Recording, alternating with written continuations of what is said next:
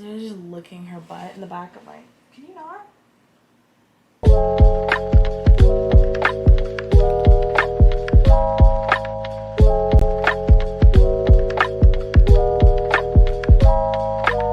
Hey everyone, it's Carly Shay, and in today's video, I'm going to share with y'all how I organize my schoolwork. This is my cat Tori. She's going to be joining us today.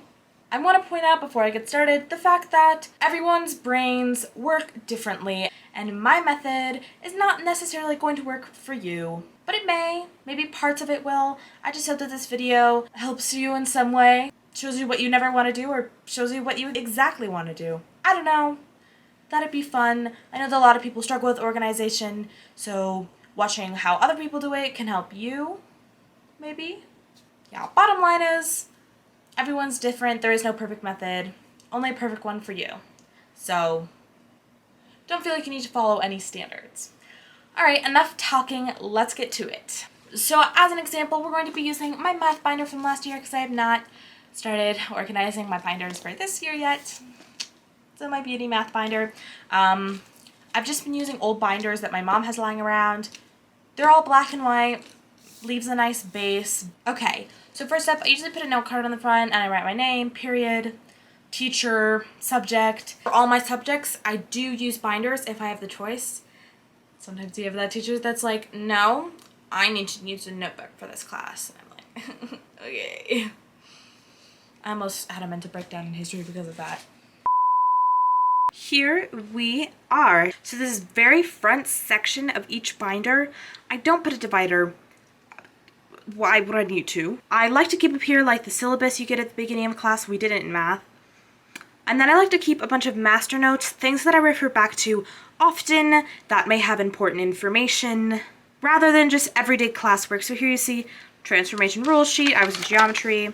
Then also in my math binder here, I have my midterm review and, you know, just some more master notes here that I like to refer back to quite often. In the classes that I do have warm-ups on papers, I like to keep a little section of warm-ups. Do I ever refer back to them? No, but they're there, especially if some teachers do binder checks. Also, I do my name and then period and teacher in this corner, and up here I put the date. And since, you know, this warm-up was, you know, like almost a week of warm-ups, you got through. I don't know. It's how I've gotten used to writing my papers. Then, if we skip to the next section, we have got all the basic work. Everything we do in class in timeline order. So here we have, like, one of the very first worksheets we did, reviewing algebra. And if we go all the way to the back, one of the most recent worksheets we had, review for the final, all in timeline order. And if you look right here, here's the little thingies that organize it by unit. So here's like pre-algebra stuff, but then the first unit here is, you know, lesson 1.1. Then we skip, and we're at lesson 2, so on and so forth. The final section here is just some lined paper and graph paper. There's like nothing left in here. If I can, in most of my binders, I'll just stick it in this back pocket, but this is my geometry workbook, so that goes there. I always like to have lined paper in my notebooks so that I know that I might need it for notes and such. It's a good thing to have on hand. So that's basically how I organize my binders. I'm just going to show you really quickly how I also like to organize my notes, as in what I'm writing down on the paper. So we'll just use this note sheet as an example. Math is probably the best example to use. I took the best notes in that class because you just need the most in math, at least for me. I tend to forget all the formulas. Sometimes like lesson 2.1 or wherever, if I know what it was, I didn't, so I wrote down right triangle trigonometry because it was a right triangle trigonometry. And then of course I'll write my name, period, teacher, and then date. I did do that here.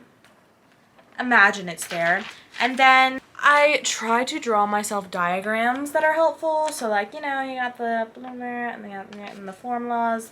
And if I have time, I like to back and color code it. Opposite, the O, opposite. It's all color coded, easy to do.